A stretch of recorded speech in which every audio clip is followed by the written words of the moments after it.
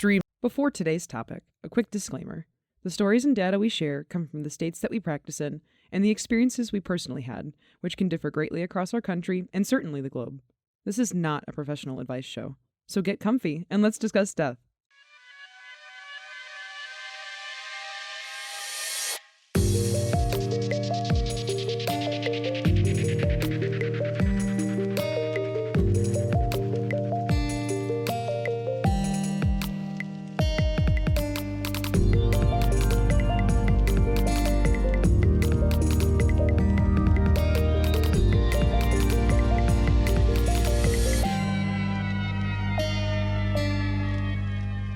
Hello, and welcome to MortMic, a down-to-earth discussion on death and dying. I'm Jem. And I'm Red, and we are your deadly disaster-delving duo this week. There are deaths that occur every single day. But imagine if that were to happen in just a moment. In just a second, a split second, something were to occur, whether it's a natural disaster or a terrorist attack, and in seconds, that amount of life was lost all at once. What defines a mass fatality incident? It's generally considered to be an event resulting in too many bodies for the local facilities to handle at a normal capacity. A mass fatality incident, however, is different than a mass casualty incident. Think of mass casualties as a lot of victims. A lot of people are hurt. A lot of work needs to be done regarding medical care and victim management services. A mass fatality incident, on the other hand, there are usually no victims, only a great number of deaths, for which more death care and forensic resources are needed. So what do we do when disaster strikes? At the national level, there's an organization that was founded back in the 80s after the National Funeral Director Association had held a session, and it was deemed DMORT, or Disaster Mortuary Operational Response Team. And their main goal is there's actually quite a few main goals, but here's the laundry list. It's a documentation of personal effects and possible evidence of the deceased, managing and processing of victim data, identification of the deceased, and informing families of victims along the way, and hopefully, end goal, returning the dead back to their loved ones. It's broken into 10 regions of multiple states apiece across the nation, depending on population size and things like that. If you can imagine, when we're talking mass fatalities, we're talking about, more than 5 or 10 deaths, really. It all depends on the situation and the circumstance, but a mass fatality situation is like when you're going out to a scene of like a dead body, there's usually only one, sometimes two, even three is considered like a lot for, a person to handle, for an agency to handle 3 deaths all at the same time. So if you're thinking about, even natural disasters, which we're going to talk about later, like people, not being able to be identified, hundreds of people lost family members. We don't have any information on all of these dead bodies. We have no way to store them. So before DMORT was created, this was really left up to like local government agencies, which, we can all assume how that ended up in most cases. So I think DMORT it's really, really cool. But if you think about it, it makes sense to have this sort of like federal overarching national program to be able to assist in these like really huge tragedies that require a lot of resources and a lot of people to deal with. These DMORT members report to the local authorities of the location of the disaster, and the licenses are actually recognized in the state of the incident, which normally doesn't fly. Like, I can't take my license in the state that I work in, and I can go to another state and practice there. That normally isn't the case, but in a situation like of this kind of emergency, they would be recognized. That's really cool. I didn't know that. Yeah, I thought that was really interesting too, because basically it becomes like a national emergency at that point, and like you can kind of bend the laws a little bit. DMORT teams are comprised of a lot of different moving parts and a lot of different specialties. We have, of course, coroners and funeral directors, medical examiners, forensic specialists, dental assistants, DNA analysis teams, autopsy assistants, fingerprint specialists, and lots of logistic, security, safety, and admin specialists. Also, something that isn't really thought about often too is like family services counselors, like people that have to, talk to these families and, try to connect families with their lost loved ones and things like this too. DMORT's been deployed for all sorts of major events, many that you probably actually already know about. So cemetery floods, airplane crashes like Korean Air 801, Pan Am Flight 103, natural disasters like tornado devastations, major flooding and landslides, tsunamis and hurricanes, terrorist events like the Oklahoma City bombings and 9/11, and tragedies like the Station nightclub fire in Rhode Island, the scandal at the Tri-State Crematory in Georgia, that was a big one, and of course, COVID, something that we're all very intimately familiar with at this point. So if you find yourself on the DMORT team, as personnel of DMORT, you should be prepared to respond to a mission within the 4 hours of the alert and be available then up to like 2 weeks from your landing, whatever location it is that you'll be assisting. And once activated, a member becomes an employee of the federal government for the duration of their service, which I thought was pretty interesting. Yeah. So like kind of like deputized. What is it called? The deputy of honor or something? Yeah, right. I'm sure it's not that. That's like maid of honor. I was reading through a lot of different like handbooks for DMORT or like PowerPoint like slides and stuff that I found online, and I thought it was interesting that in one of the handbooks it mentions like there's like a big section on decorum. So like apparently you got to keep your mouth shut because like reporters are planted like in areas where there's like, especially if it's like a terrorist attack or something like that, or like if family members of the injured or deceased are like in earshot, like there's specifically a rule that says no cursing. No cursing. No cursing. I mean, I get it. I feel like, death care has to be really professional, even if you're just like coming in and helping during a, mass disaster event. You still got to like be respectful. Right.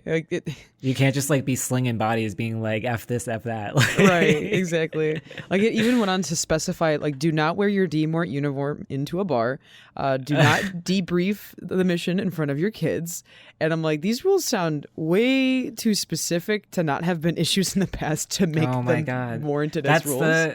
Every rule is for a reason. Every rule is because it has happened. Like, why is there a state that has a law that says you can't own a giraffe? There was probably a dude that tried to like have a giraffe as a pet. Like, this is why. That's so funny. You can actually, not be, a licensed forensic special investigator, funeral director supreme to be in DMORT or in any of these smaller state programs. You can actually volunteer your time as a, like I said before, a family services counselor. If you have any background in social work or like counseling, you can be a data entry specialist. So like if you have done data entry, you can do that for DMORT because obviously there's going to be a lot of that needed. And then you can also just be a general volunteer for body releasing and like escort services. So like literally just, having people sign a book to pick up a body and like showing people around. So it's like kind of cool that, the general public can be involved in DMORT if they wanted to. Obviously, though, there is a lot of training that goes behind it, and they're not just going to accept like any Joe Schmo off the side of the street. Right. Because this is a pretty huge responsibility to hold. Like, even if like your chances of being activated are pretty low, like maybe once or twice if you're like on the team for 40 or 50 years, but like still, it's a huge deal. Mm-hmm. And that's the thing is like you never know with all these mass fatalities and disasters, like they're not predicted. No one will ever know when one is going to happen. So you never know when you're going to be needed. So if you are part of DMORT, you can live like anywhere across the country, basically. But do they have like, I don't know, like headquarters or offices that they use? So when it comes time for like the actual deployment of these personnel, there are what are called DPMUs, which are the disaster portable mortuary units. And these are like stationed across the United States, usually by like coasts or like easy places to mobilize from, like by like major airports and things like that. And what these are like things on pallets, like all sorts of stuff that are basically these huge kits that like are ready to go as soon as something happens. They can be flown, driven, or whatever to the place that they're needed and then set up from there. So they have things, basically everything necessary to identify, process, and document victims. There's resources for like admitting bodies, tagging, personal effects, taking identification photos, things for pathology, anthropology, dental analysis, fingerprinting, all of those jobs that I mentioned earlier, embalming, radiology, casketing and release, and of course, like lots and lots of PPEs. Yeah. Yeah, there's so much that goes into like disaster relief for like dead bodies and stuff. Like, it's just so crazy to think about like all this stuff being in one mobile unit and how much people they need for this, you know? Right, exactly. So many states actually have their own smaller like versions of DMORT. So like Florida's got FEMORs and Texas has like TMORT. Yeah, like I said before, the state versions of DMORT have, you know, similar setups, and it might be more realistic for you to sign up for maybe a state DMORT thing if you're interested in this. If you don't want to be like flying all over the country at a moment's notice, you could just be responsible for disasters that happen within your own state. And this might even be smaller, you know, disasters that DMORT wouldn't normally respond to. Like say there was, you know, speaking from experience, a plane crash at a private airport with like 15 to 20 deaths. Like that's not like a huge deal that DMORT would rapidly respond to, especially if there was already a state response team present. Right, because they might not even get DMORT involved for a few days after it just depends. And like, Right. Obviously, if you're already in the state that the accident is in or disaster is in, it's easier to just have somebody drive like 2 or 3 hours than like have to figure out getting flights booked and people showing up 48 hours later. Yeah, exactly. I tried to look into like what other countries do and like what their form of response teams are. And I got a lot of like PDF handbooks of just basically stating like local authorities have to deal with it. And like there's no official overarching government programs, like Right. at least in the few major countries that I looked at. I couldn't really find anything. But they were also like my search results were really cluttered with like COVID like related articles. Yeah. So that kind of made it hard to find what I was looking for. But I think there's probably a reason for this, though. Like one of the UK, like I read into the UK handbook, and it mentioned that like they hadn't really had any super major events to like install such a program. So like that does make sense. Like America is constantly having just tragedy. Yeah. I was gonna say that's like so sad to think about, but like other countries don't have, you know, gun massacres. It was actually kind of funny that the UK had mentioned that like they had mentioned 9/11 and like we could look towards the United States and see how their response was if we ever needed to do our own thing. So I guess it's nice that we can be, you know, a guiding light for some other countries, but also we're just unlucky enough of a country to have to need a program of this caliber. Yeah. So back to what I had mentioned before, the end goal for DMORT is returning bodies to families. That is the optimal result. But this isn't like always feasible if someone's like indigent or unidentifiable or in pieces with no DNA match. So disposition has to be considered regardless of the state that a body or body parts are found in. Cremation for unidentified corpses is actually pretty discouraged. It destroys evidence in case there's any possible future identification possible.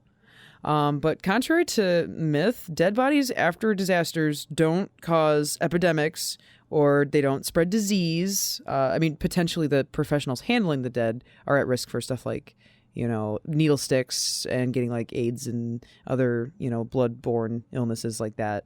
But it's not something that causes epidemics. Like this has come up in a lot of the research that I did that like how a country or a city or whatever was going to deal with bodies.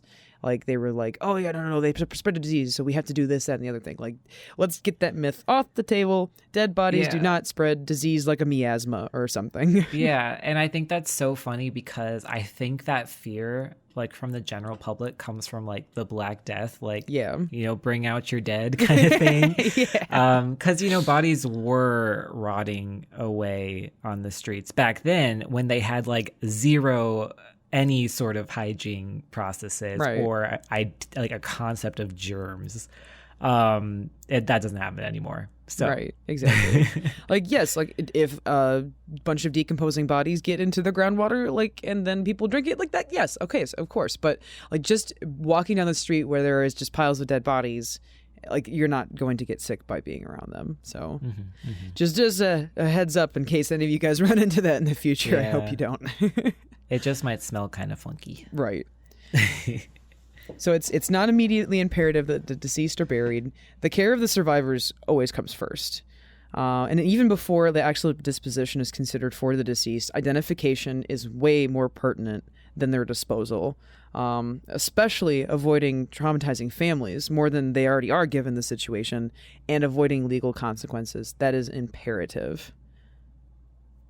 Especially in countries where the climate can accelerate decomposition, it's important to have established a proper plan for the mass disposition of these disaster bodies, and sometimes like potter's fields or even mass graves are the answer, more so in developing countries for the latter.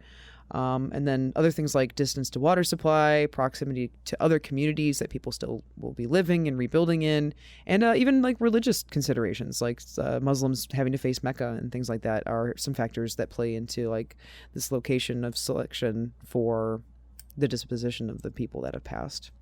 And now that we've talked about the basics of how mass fatality disasters are handled in the U.S. specifically, there are some notable disasters that you guys might be familiar with that we wanted to hit on, just touch on, just kind of seeing how they were actually handled. You know, these ideas are in place, but like when disaster strikes, who knows how it's actually going to go. So we just wanted to hit on a few things that we thought were really interesting. So to kick us off, we are going to be starting with some natural disasters, the first of all being the 2010 Haiti earthquake. This was a magnitude 7 quake, and for those of you who aren't up to snuff on your earthquake science, this is a badass earthquake. The chart reads as 2.5 or under. That's usually not felt. 5.5 to 6, there's some slight damage to infrastructure. And see right there, you know, it's on the internet, so you know it's true. 7 to 7.9, that's a badass earthquake. Oh my God. That's science right there. This was a major disaster, like with serious damage. Its epicenter was right outside the capital city of Haiti, which was Port-au-Prince. There was a continued barrage of aftershocks in the weeks to follow the initial quake that actually further devastated the area. I think I read it was like 50 more aftershocks or something, which is just bonkers. The death toll ended up being somewhere about between, this is such a wide number gap, but anywhere from 100,000 to 300,000, and this figure is still highly debated. Like some figures were released by the government, others were from like studies outside of like the country and United States, and it's all over the place. But that's a lot of dead people, regardless. Yeah, regardless, either number. Yeah, that wide range is like, it's, I guess a range of error is really common in mass disasters, where like especially in countries where there's not so much like documentation on people. Yeah. Because then the government wants also, you know, not so many people died. Like, look at this number. And then the CDC is like, actually, like all of these people died. And then you're debating on whether people died of the earthquake or whether they died of illness. And it gets a little messy. We're kind of seeing it in COVID right now. But, yeah, right. Exactly. It's pretty common for it to be that big, but that is a lot of people. Yeah. And so, as you can imagine, morgues were immediately filled and overflowing onto the streets. There were really long debates by the government on what to do with these literal piles of corpses. Many were to be interred in like mass graves, some to be burned, and even some stacked inside already sealed mausoleums. Like they cracked them open and like just started piling bodies in these mausoleums. Wow.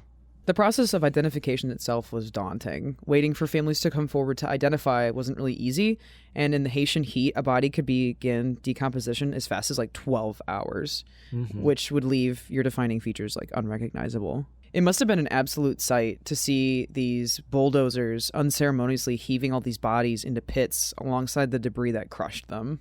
That's awful. But, you know, if you look at this, it's like when things like this happen, and, you know, there's no government preparation or government response or like DMORD or anything like this, they they have to just do whatever they need to do. And sometimes the government thinks what they need to do is getting bulldozers to move piles of bodies around. And it's really just crazy to, like, you know, think about how unprepared people are for this kind of thing. Yeah, absolutely. And like, this was, not only were they unprepared, but it was extremely poorly managed. Like I read a nice little thesis on this about the crisis response that Haiti had to this earthquake. And a United Nations official was quoted that there was no effective government command or control system in place for the first 5 days after the earthquake. 5 days. Like, imagine being trapped under rubble for 5 days before the government was like, all right, well, we're going to start doing something now on a national level. Oh, my God. Actually, like, DMORT was activated for this disaster, but it was like a month after the initial earthquake, and it was actually only to like process United States, like American bodies. Oh, I see. So honestly, like, what really needed to happen is that photos needed to be taken like immediately. Like, as soon as a body was found, a photo should have been taken to save for identification purposes. So even after decomposition, like, it, you know, you'd still be able to know, oh, at least I know who this is. And like, honestly, this is where that like spooky bodies cause disease comes up. There was like a really bad spread of misinformation about burying the deceased as fast as possible to stop spreading the disease, which we know is like, that's absolute bullshit. It's hogwash. Yeah. But kind of like you mentioned, like, in a catastrophe of this magnitude, could I say that like I would have done any better? Like, I can't imagine processing thousands of bodies with like no infrastructure, scarce supplies, and in a developing country where there's like going to be language barriers and all sorts of things. Like, in reality, honestly, this mass burial that they ended up doing was probably the best they could have done for these poor people. And not to like go on a tangent here, but that's kind of like the weird sort of downfall of like mortuary and forensic work, is that, you know, death is unpredictable and mass disasters are unpredictable. So in order to be prepared for these events, you need people, you need resources, you need like plans and like training exercises. But all of that requires capital, all of that requires time. And so people look at that and they think, well, you know, it won't happen to us. That's a waste of time. That's a waste of money.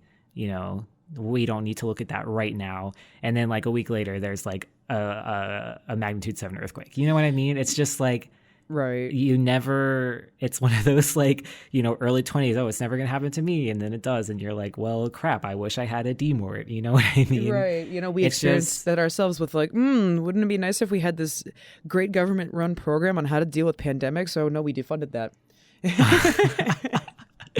Ouch, that hurts right in the feels. Yeah. Oh my too goodness. Soon. A little too soon. Too soon. So to cover all of our bases with the elements, so we just did earth. Now we're going on to water and wind. Maybe eventually we'll get to fire. What a great segue by our beloved Red.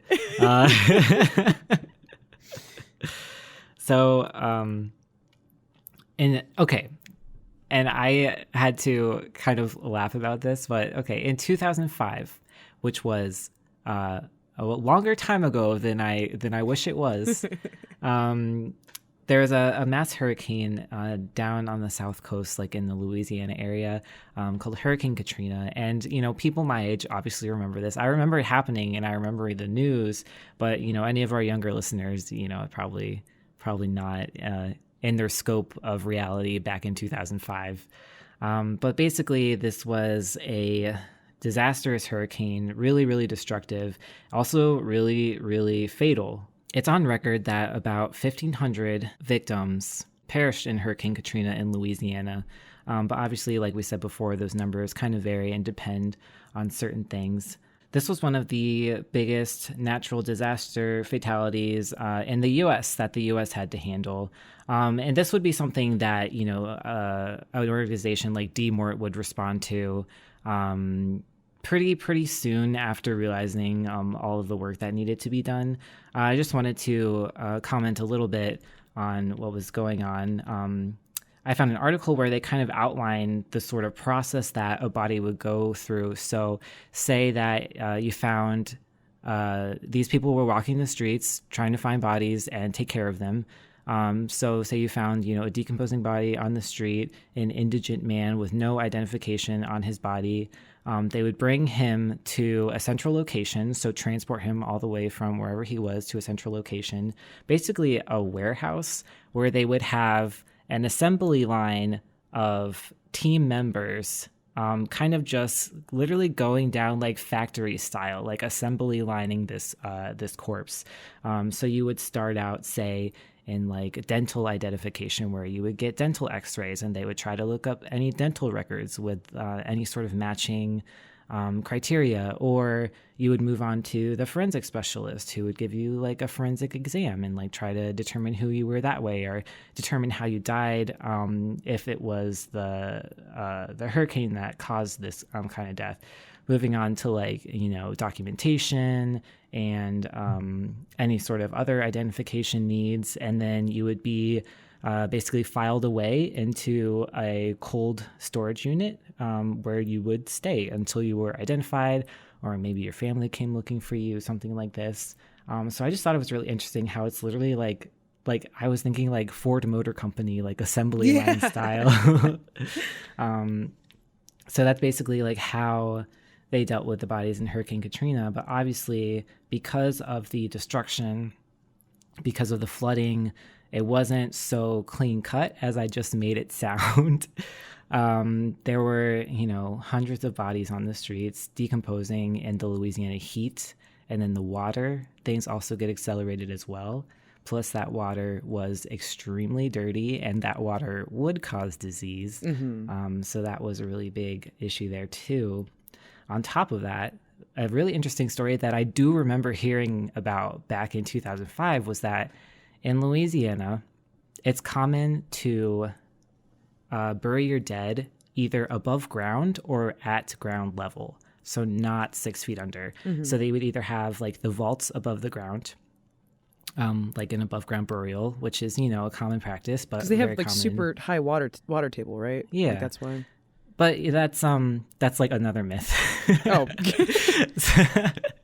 Or, they would have the vault buried in the ground at ground level, so not 6 feet deep, and then you would just put a casket in there.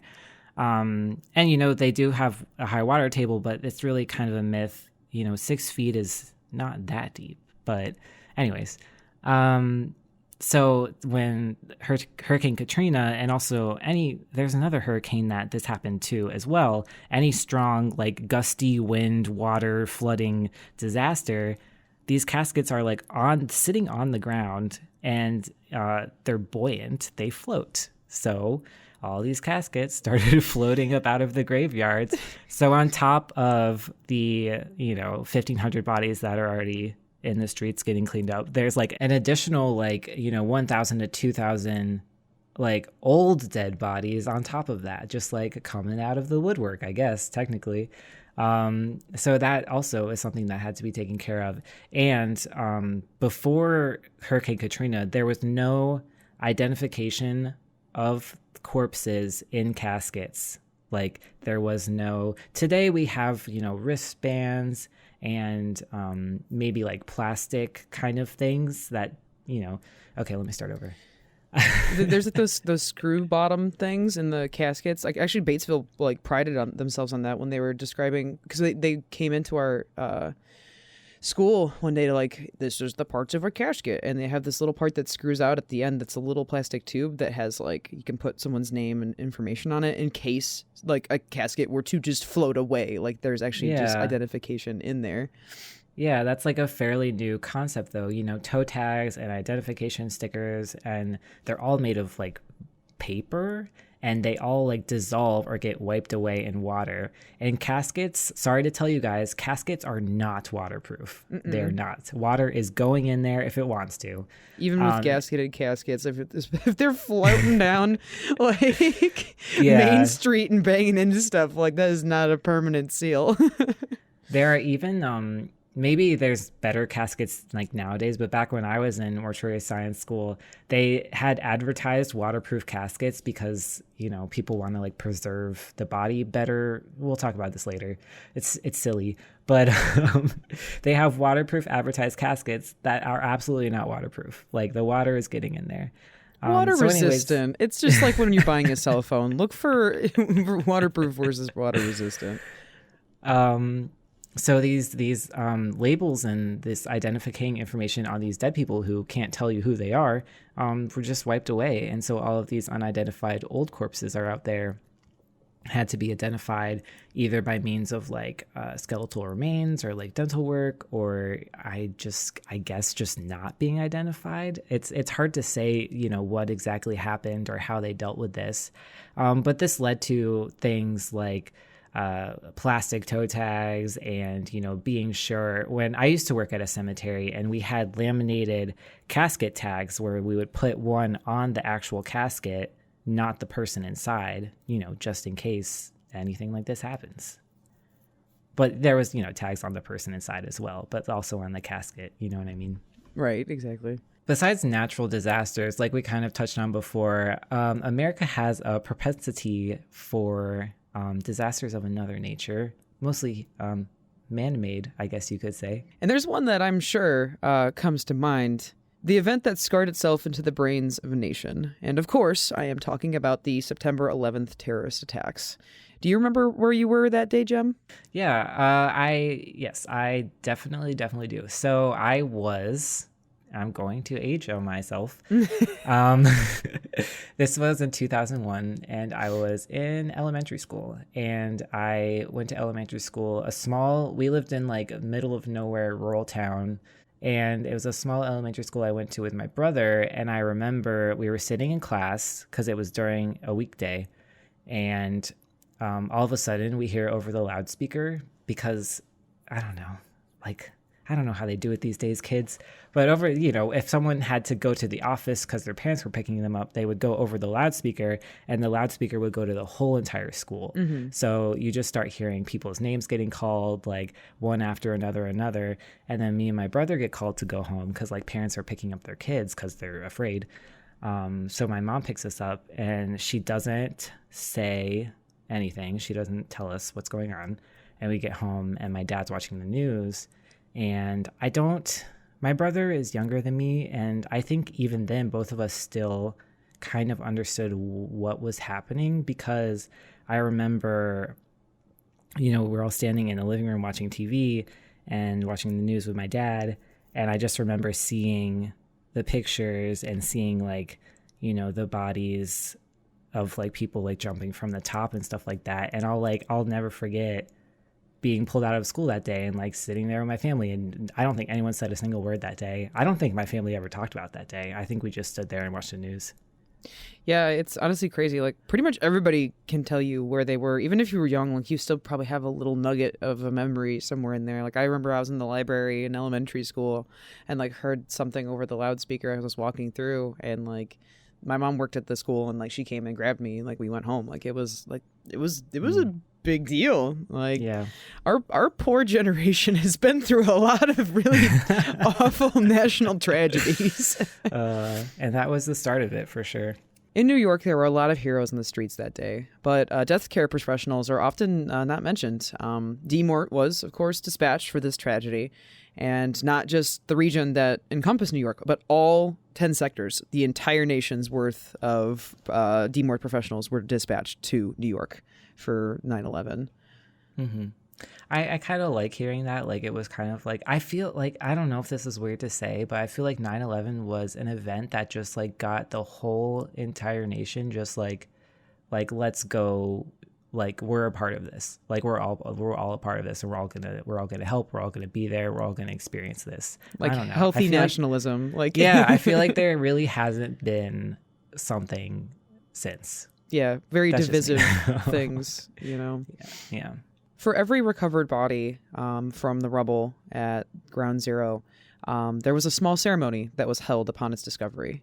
And those that were nearby, working nearby, would stand at attention. The body bag would be wrapped in an American flag, and a procession was led from the World Trade Center to the medical examiner's office. 3,000 people died in those attacks. And as of 2019, the total number of identified victims is 1,645. That means 1,108 remaining victims, representing 40% of those who perished in the World Trade Center, are still not identified. That's a lot. Like we know, we talked about this to harken back to what we had mentioned. Like, it's hard for us to tell exactly how many people died. When it's something like this, when you know how many people came in for work that day and it's documented, we have a really good idea of how many people had passed. For a little bit of perspective, I just wanted to mention, because I didn't say before, in Katrina, I mentioned there's about 1,500 people that passed away. Out of those 1,500 people, only 99 people were not identified. And that's pretty good. Yeah, the whole entire fatality documentation of Katrina. So, if you compare that to this, like, it's 40% is a big percent. Yeah, and especially like considering that's almost 20 years later, and that's like still the amount that we have not identified. But that 40%, they were like either in pieces, or they were potentially dumped at landfills where the rubble was being dumped from the collapse. Because there's no way you can pick through every single little bit of building. It's just not feasible. Wow, that's so crazy to think about, but it's so true. And I was going to ask too about, because it was fire was a big part in this, and I'm sure like bodies just got, burned up. And I mean, not only just people being incinerated, but after the rescue efforts had started, I thought this was a crazy number. 20,000, almost 20,000 separate body parts were found after the attacks. Separate body parts. That's insane. That's a lot. Like, imagine having to document every single one of those and try to match like DNA between them. Yeah. And I mean, it's 20,000 body parts. I mean, so many parts make up a person. Like, think about all the people that could potentially be. Right. I mean, that's anywhere from, teeth to fingers to all sorts of things. So it's just incredible.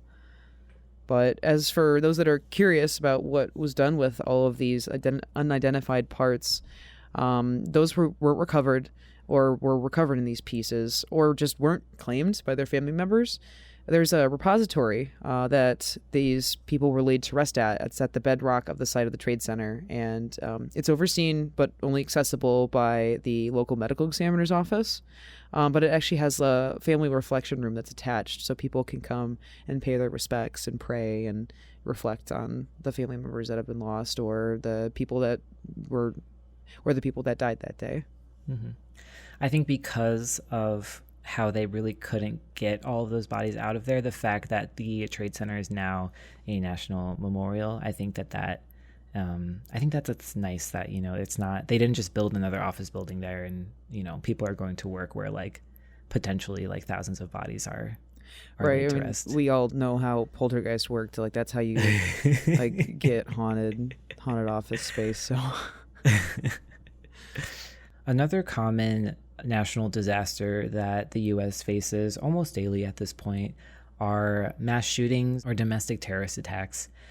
On October 1st in 2017, the Harvest Country Music Festival was being hosted at the Las Vegas Strip, which is a stretch of land in Las Vegas.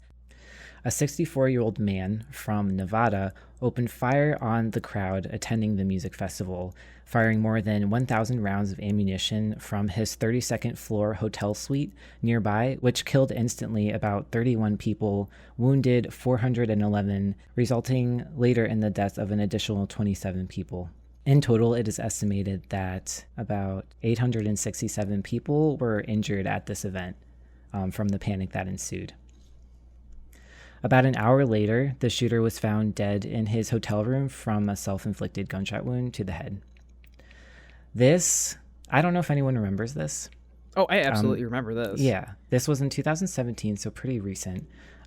This is what started it was already being debated or argued, but this is like a really big thing that happened to be like, all right, gun violence is back on the table. They're taking our guns. Oh, they need more control. It was like a whole like powder keg to spark that Yes. debate in full flow. Yes, because this was also during the Trump presidency, which, is the usually Republican presidents are historically against gun control. But this is considered the deadliest mass shooting committed by an individual in modern United States history. So as of today, the official death count is about 61 people. So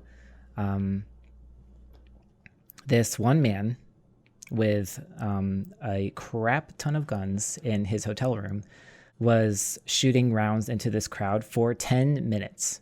10 minutes was all the time that guns were being fired, and 61 people died. Imagine like 10, like I don't know. I think about this like, if I'm sitting at my job where I was a medical investigator, just sitting there like waiting for calls or whatever, like can you imagine just getting a call that's like 31 people are dead in this concert field. You have to come, and you're only one person. Like, get the team, I guess. Like, you know what I mean? It's just so crazy. Yeah, honestly, like that's so overwhelming to think about because, like, honestly, on most days, like if I already have an arrangement and a new call comes in that I have to handle, I'm just like, oh God, that's so many. Like, it's 2 people. You want me to do 2 things? Like, I know. I can't imagine. And we talked about mass casualties being focused on like the medical aspect. And this was, I would consider this a mass casualty and a mass fatality because of the sheer 800 people were injured trying to get into hospitals in Las Vegas. I don't care what kind of city you are, your hospitals cannot handle 867 people within 10 minutes. Like that's literally impossible.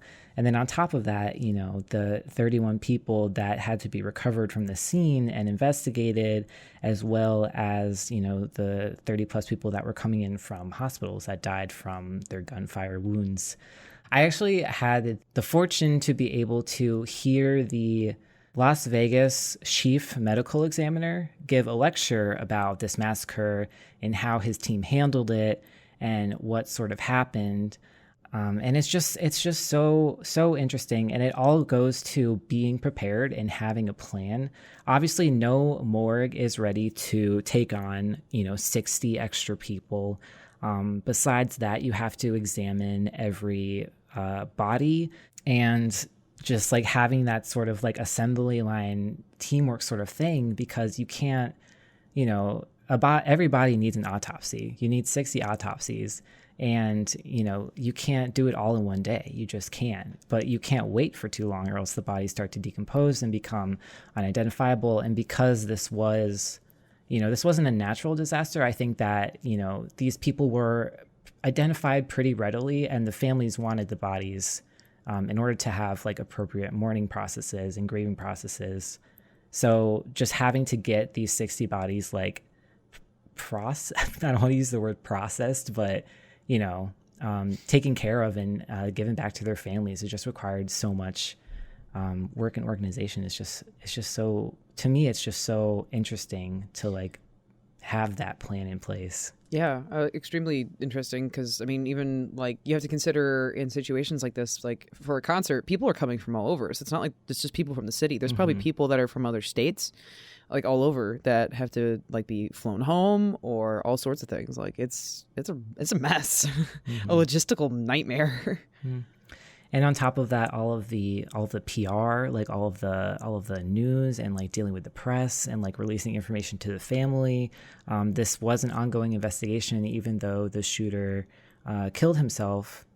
That too is the shooter killed himself. So he's also going to the Emmy office. Can you imagine? God, imagine having the victims next to that guy. Yeah. Like, oh. And we're, spoiler alert for the next episode. But, we're going to talk about it a little more there, but just how dealing with those emotions of having, this evil, messed up person, that you still have to do the same work for, and you still have to do your job. But, he's what caused all of this in front of you. I don't know. It's just so crazy. Some big brain stuff. Can't wait to talk about it next week. We got a lot of good stories for you guys. And here we are at our final example, and it wouldn't be an episode in 2021 if I didn't talk about COVID again. So obviously we were all very familiar with it, but how the response was nationwide it differed from state to state. And many funeral homes and morgues and medical examiners' offices, they felt the pressure mount from the overwhelming amount of deaths that started to happen from COVID, but none so much as New York City. Funeral homes reached capacity and would even turn families away due to their understaffed and overflowing facilities. Now it's time to pick up that Powerpuff Girls-style red emergency phone for D-Mort to come to the rescue again. D-Mort. Help, we need you, D-Mort. We need you, D-Mort. Please save us. The biggest use of D-Mort for COVID was due to the storage and logistical issues. So New York City had 20,000 extra corona-related deaths in a 3-month period. 20,000 extra deaths that they normally wouldn't have had in 3 months. New York City, not New York, New York City, a single city. That's a lot.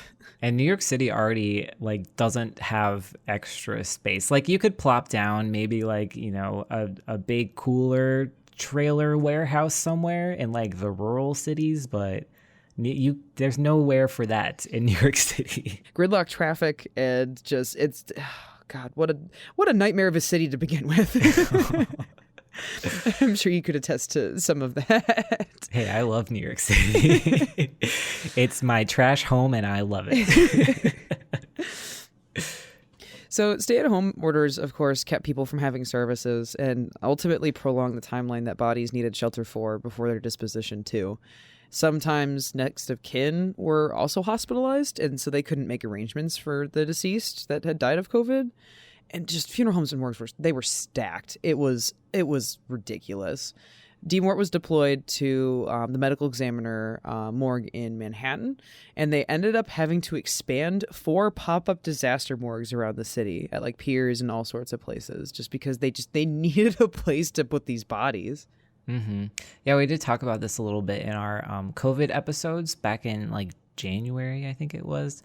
But yeah, the NYC medical examiner can only house, I think it was 200, maybe I guess 200 or 900, I can't remember, bodies.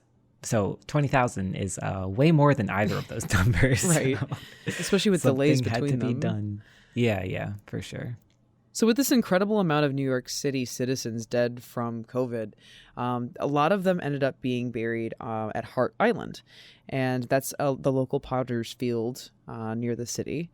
And that was about 1 in 10 of the fatalities from COVID ended up at that potter's field.